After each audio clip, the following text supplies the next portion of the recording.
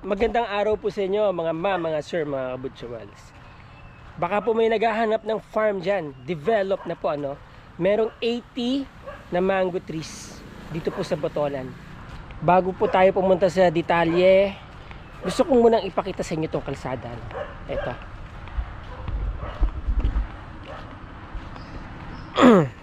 Ito ang kapitbahay nyo dito. Bawal pumasok, protected by CCTV. Yan. Walang tubig, no? Siguro pag tag-ulan lang may tubig dito. Okay. Alright. Ito po yung road right of way. Nakalagay na po yan sa plano, no? Approved na yan. Papunta ng binibentang farm. Ito pong daan na to, about 5 to 10 minutes, palabas na po kayo ng main road ng Zambales, Tarlac.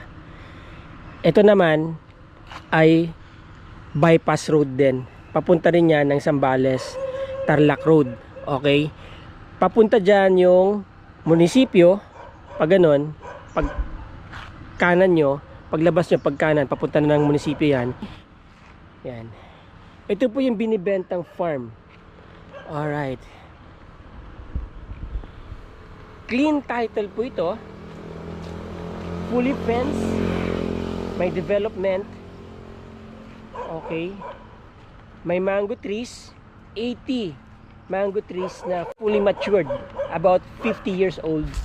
Tapos ito yung road right of way ninyo. Ano? 'Di ba? Yan. Gated. Maluwag ang gate. Okay? Maganda po yung pagkakabakod. Ayan o. Tapos meron na pong apartment type na bahay dito. 3 rooms po yan na bahay. May malaking puno ng nara dito. Ayan o. Nara yata ito. Maluwag ang gate o. No? Tapos maganda po yung pagkakabakod. Ayan o. Maganda. Alright. Cool ka lang, bebe. Okay. Ito na po yung property. Yun. Alright. Ang ganda ng farm na to. Mga sir. Bubungad agad sa inyo mga puno ng mangga. Yan. Tapos ito. Meron nga ditong 3 bedrooms or 3 rooms na parang apartment type na bahay, no? Yan. Puro kwarto yan. Then may common kitchen. Okay. Elevated. Oh. Pati yung mga pinapatungan ng kubo-kubo elevated din. Yan. Ito yung kitchen niya. Hindi na po natin masilip yung mga loob ano kasi basic lang naman yan. Kwarto, tapos CR sa loob, and then may common kitchen dito. Yan. Tapos ito merong pinaka kusina pa rin ano, laundry area. Merong malaking pressure tank dyan. Deep well ang source ng tubig. Hanggang dun po ang bakod yan. No? Tapos may naka-enclose dito. May mga tanim. May mga alaga silang manok. May tanim na kalamansi. Malalaki na yung puno ng kalamansi. Oh. Yun. Oh. Yun, may rubber tree doon. And then, ito po kasi ay mango farm. No? Kinalabaw na mangga po ang mga nakatanim dito. Yan.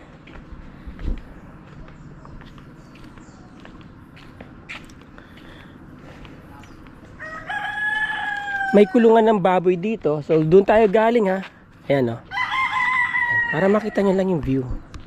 Kung gaano kaganda tong farm na to. Yun.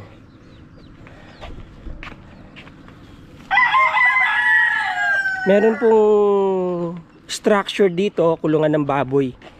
Pwede kayo mag-alaga ng baboy. In fact, may alaga sila mga native na baboy dyan. Eh. Hindi ko lang po alam kung kasama yan sa binibenta yung mga alagang hayop, no? Yung mga mahilig maglagay ng manukan, yung mga may alagang manok, pwede rin dito kasi malilim na. Oh. Mukhang matapang tong manok na to. Oh. Ayan. So may facilities din dito, meron silang kulungan ng baboy dito. Ayan.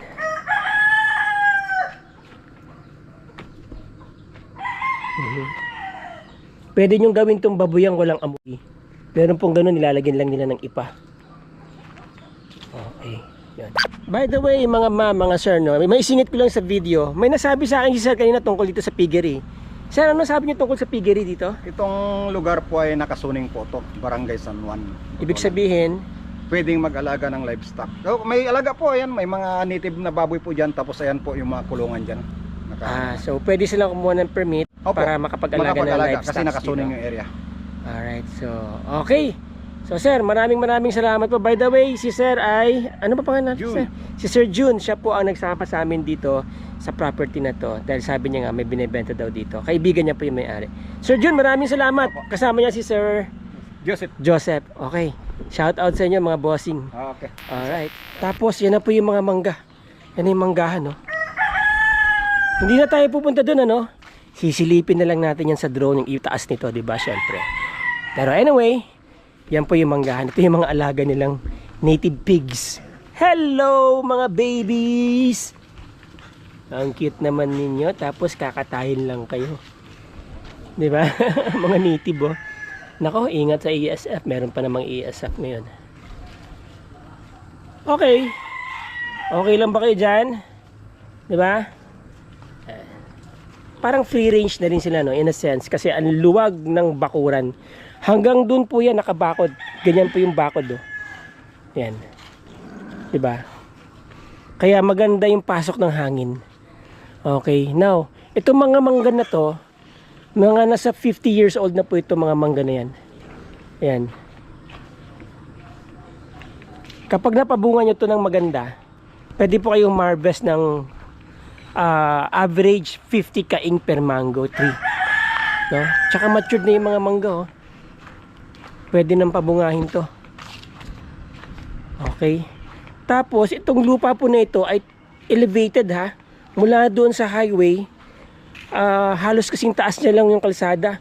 Ayan, oh, yung manggahan nila, oh. Oh. Ang ganda ng lugar na to. Okay?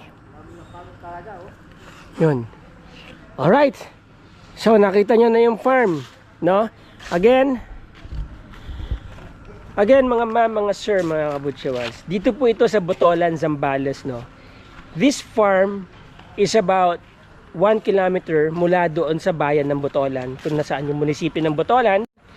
At ito po ay may kalsada, yung nakita nyo yung kalsada kanina, pareho pong papunta ng ano yun, Zambales Tarlac Road, ano?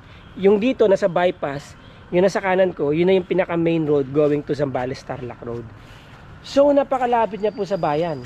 Kaya, you know, pwede pong i-develop ito into farm, into mango resort, parang gano'n. Nauuso po kasi yan dito sa Botolan, eh. So let's go into the specifics, okay? Ang property po ay nasa 23,000 square meters. So that is 2.3 hectares. Selling for 18 million only. Where can you find that price? Anywhere. Diba? Mura na po yan sa 18 million. 2.3 hectares. Actually, sa mga ibang lugar, like parts po ng, let's say, dito sa may parteng Cavite, sa may, yung mga malalapit pa sa Manila, mahal na po yung ganito kalaking property. Clean title po ito, updated ng Amelia. Ready for transfer. So, if you want to go on the negotiating table, message nyo lang po ako.